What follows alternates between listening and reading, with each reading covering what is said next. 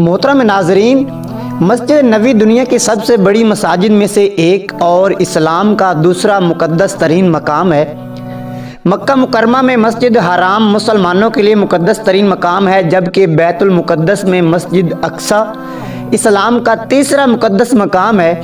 مسجد نبوی سعودی عرب کے شہر مدینہ منورہ میں واقع ہے۔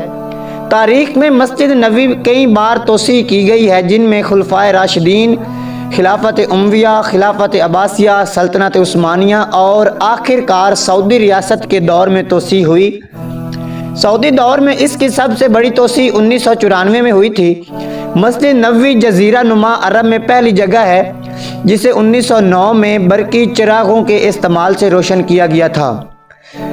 عمر بن عبدالعزیز کی طرف سے 91 ہجری میں توسیع کے بعد ہجرہ نبوی کو مسجد میں شامل کیا گیا، جو اس وقت پیغمبر کے ہجرے کے نام سے جانا جاتا ہے، جو مسجد کے جنوب مشرقی کونے میں واقع ہے، جس میں نبی اکرم صلی اللہ علیہ وآلہ وسلم، ابو بکر صدیق اور عمر بن خطاب کو دفن کیا گیا تھا، اور اس پر گنبد خضرا بنایا گیا تھا۔ یہ مسجد نبوی کی سب سے نمایاں نشانیوں میں سے ایک ہے۔ مسجد نبوی نے سیاسی اور سماجی زندگی میں ایک اہم کردار ادا کیا ہے، کیونکہ یہ ایک سماجی مرکز، عدالت اور مذہبی درسگاہ کے طور پر کام کرتی تھی۔ مسجد نبوی مدینہ منورہ کے مرکز میں واقع ہے، جس کے ارد گرد بہت سے ہوٹل اور پرانے بازار ہیں۔ جو لوگ یہاں حج و عمرہ کرنے آتے ہیں وہ نبی اکرم صلی اللہ علیہ وسلم کی قبر کی بھی زیارت کرتے ہیں۔ تو پیارے دوستو، چلتے ہیں مسجد نبوی کی تعمیر کی تاریخ اور اس کی ساری تعمیر کے بارے میں۔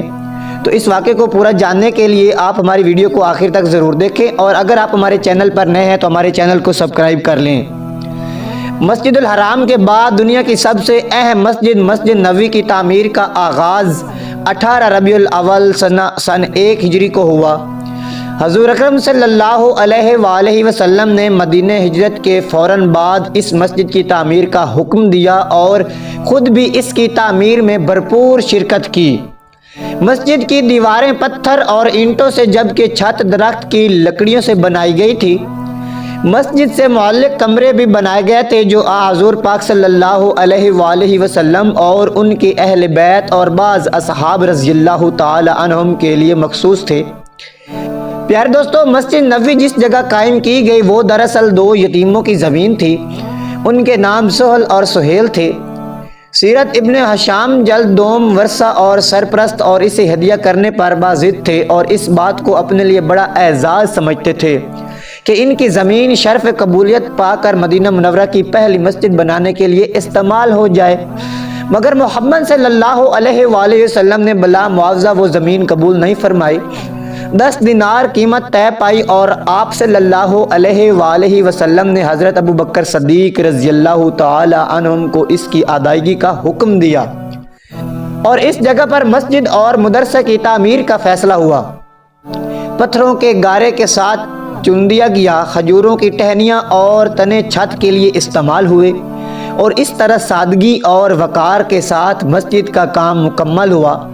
مسجد سے متصل ایک چبوترا بنایا گیا، جو ایسے افراد کے لیے دارالاقامہ تھا جو دور دراز سے آئے تھے اور مدینہ منورہ میں ان کا اپنا گھر نہ تھا۔ آپ علیہ الصلوۃ والسلام نے اپنے ہاتھ سے مسجد نبوی کی تعمیر شروع کی۔ رسول اللہ صلی اللہ علیہ وآلہ وسلم نے سنہ 1 ہجری مطابق 622 میں 18-12 ربیع الاول کے مہینے میں مسجد کی بنیاد رکھی، اور اس وقت اس کی لمبائی تقریباً 35 میٹر اور چوڑائی 30 میٹر تھی، اور اس کا رقبہ 1050 مربع میٹر تھا۔ اس کی چھت تقریباً 2.5 میٹر اونچی تھی۔ مسجد کے ستون کھجور کے تنے سے بنے ہوئے تھے۔ اس کی چھت کھجوروں کے پتوں، کھجور کی شاخوں سے بنی ہوئی تھی۔ اس کی بنیاد پتھروں سے ہوئی تھی، اور اس کی دیواریں اڈوبی کچی اینٹیں جو آگ سے نہیں جلتی تھی سے بنی تھی۔ کشادہ صحن بنایا گیا تھا۔ حضرت محمد مصطفیٰ صلی اللہ علیہ وآلہ وسلم نے خود پتھر اور اینٹیں اٹھائیں اور تعمیر میں حصہ لیا۔ پیارے دوستو، اس مسجد کے 3 دروازے بنائے گئے، جن میں رحمت کا دروازہ اور اسے عتقہ کا دروازہ، مغرب کی طرف عثمان کا دروازہ کہا جاتا ہے، اور اسے اب جبریل کا دروازہ بھی کہا جاتا ہے، جس سے نبی اکرم صلی اللہ علیہ وآلہ وسلم داخل ہوتے تھے۔ وہ مشرق کی طرف ہے، اور پیچھے جنوب کی طرف ایک دروازہ بنایا اور مسجد قبلہ بیت المقدس کی طرف بنایا۔ ایک دروازہ بند کر دیا گیا اور دوسرا دروازہ کھولا گیا جس کا رخ شمالی طرف تھا۔ اسی طرح آپ نے اپنی بیویوں عائشہ بنت ابو بکر اور سودہ بنت زمعہ کے لیے 2 گھر بنائے۔ محمد بن اسماعیل بخاری نے اس کی تعمیر کا قصہ انس بن مالک سے ایک طویل حدیث میں بیان کیا ہے، جس میں وہ کہتے ہیں رسول اللہ صلی اللہ علیہ وآلہ وسلم نے مسجد تعمیر کا حکم دیا تو آپ صلی اللہ علیہ وآلہ وسلم نے مسجد کی تعمیر کا حکم دیا۔ بنو نجار کی ایک جماعت آئی اور وہ آگے آپ صلی اللہ علیہ وسلم نے فرمایا، اے بنو نجار مجھے اپنی اس دیوار کا درجہ دو۔ آپ صلی اللہ علیہ وآلہ وسلم نے فرمایا تو وہی تھا جو میں تم سے کہتا ہوں۔ وہاں مشرکین کی قبریں تھیں، اس میں کھنڈر تھے اور اس میں کھجور کے درخت تھے، دروازے کے دونوں طرف پتھر تھے۔ آپ صلی اللہ علیہ وسلم نے فرمایا انہوں نے اس پتھر کو حرکت دی جب وہ کانپ رہے تھے، اور رسول اللہ صلی اللہ علیہ وسلم نے فرمایا ان کے ساتھ یہ کہہ رہے تھے، اے خدا آخرت کی بھلائی کے سوا کوئی بھلائی نہیں، پس انصار اور مہاجرین کو فتح عطا فرما۔ نبی اکرم صلی اللہ علیہ وسلم نے مسجد کی تعمیر اور آرائش سے انکار کر دیا تھا، جیسا کہ عبادہ بنت سمامت نے بیان کیا کہ انصار نے رقم جمع کی اور اسے نبی صلی اللہ علیہ وآلہ وسلم کے پاس لے کر آئے اور انہوں نے کہا یا رسول اللہ علیہ وسلم اس مسجد کو بنائیں اور اس کو سنواریں، کیونکہ ہم کب تک اس درخت کے نیچے نماز پڑھیں گے؟ اس نے کہا مجھے اپنے بھائی موسیٰ علیہ السلام کے درخت کی خواہش نہیں ہے۔ 7 ہجری مطابق 628 ہجری میں محرم کے مہینے میں جنگ خیبر کے بعد اور مدینہ میں مسلمانوں کی تعداد میں ہجرت کے نتیجے میں اضافہ ہونے کی وجہ سے مسجد نبوی نمازیوں سے کھچا کھچ بھر گئی۔ نبی کرم صلی اللہ علیہ وسلم نے اس کا رقبہ بڑھانے کا فیصلہ کیا تو اس کی چوڑائی میں 20 میٹر اور لمبائی میں 15 میٹر اضافہ ہوا تو اس کا رقبہ 2500 میٹر مربع ہو گیا، اور یہ زمین عثمان بن عفان نے خریدی تھی۔ مسجد جنوبی کی طرف سے اپنی سرحد پر قائم رہی اور شمالی طرف سے اس کی سرحد اس شاندار چھت والی عمارت کے ساتھ ختم ہونے تک تھی، اور مغربی جانب سے اس کی سرحد منبر کا 5واں سلنڈر تھا جس پر لکھا ہوا تھا مسجد نبوی کی سرحد خدا صلی اللہ علیہ وسلم دعاؤں اور سلام اللہ علیہ، اور اس کی چھت کی اونچائی تقریباً 3.5 میٹر تھی۔ کئی مسلم حکمرانوں نے اس میں توسیع اور تزئین و آرائش کا کام کیا۔ گنبد خضراء کو مسجد نبوی میں امتیازی خصوصیت حاصل ہے، جس کے نیچے محمد صلی اللہ علیہ وآلہ وسلم، حضرت ابوبکر صدیق اور حضرت عمر فاروق رضی اللہ تعالیٰ عنہ کے روضے مبارک ہیں۔ یہ مقام دراصل ام المومنین حضرت عائشہ صدیقہ رضی اللہ تعالیٰ عنہ کا حجرہ مبارک تھا۔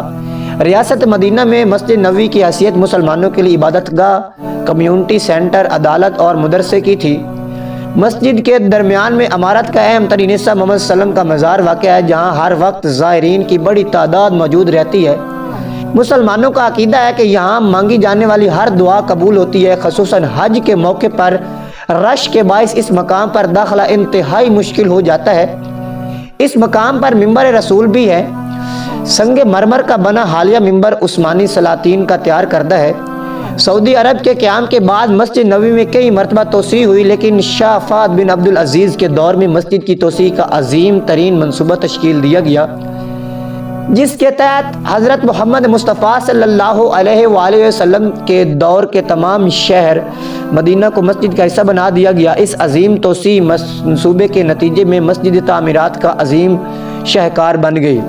پیارے دوستو، عمر بن خطاب نے مسجد کی توسیع کے لیے ارد گرد مکانات خریدنا شروع کر دیے، سوائے ان مکانات کے جو امہات المومنین کے پاس تھے، اور مسجد کے قبلہ کی طرف عباس بن عبد المطلب کے گھر کو بھی شامل کرنا تھا، جیسے بعد میں حضرت عباس نے مسجد نبوی کی توسیع کے لیے عطیہ کر دیا تھا۔ دور نبوی اور عثمانی دور کے درمیانی برآمدہ جو تقریباً 5 میٹر لمبا تھا، شمال کی جانب سے 15 میٹر اور مغربی جانب سے 10 میٹر بڑھ گیا، اور مشرقی جانب سے نہیں بڑھا۔ شمال سے جنوب تک مسجد کی لمبائی 70 میٹر اور چوڑائی 60 میٹر اور اس کی چھت کی اونچائی تقریباً 5.5 میٹر تھی۔ حضرت عمر نے اس کے لیے 6 دروازے بنائے تھے، پرانے 3 جو مغربی دیوار کے شروع میں امن کا دروازہ اور مشرقی دیوار میں عورتوں کا دروازہ اور شمالی دیوار میں ایک دروازہ کھولا۔ عمر کے دور میں کنکریاں چھوٹے پتھروں کو جو عقیق سے بنے تھے مسجد نبوی میں پھیلائی گئیں۔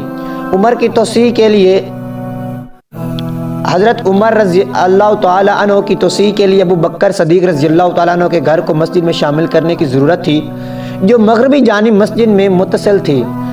حضرت عمر بن خطاب رضی اللہ تعالیٰ عنہ نے مسجد کے باہر البتہ کے نام سے ایک جگہ بنائی گئی تھی، اور آپ نے فرمایا جو کوئی مسجد کے باہر آواز بلند کرے گا یا شعر پڑھنا چاہے تو وہ یہاں سے نکل جائے۔ البتہ کو مشرقی جانب پچھلے حصے میں بنایا گیا تھا۔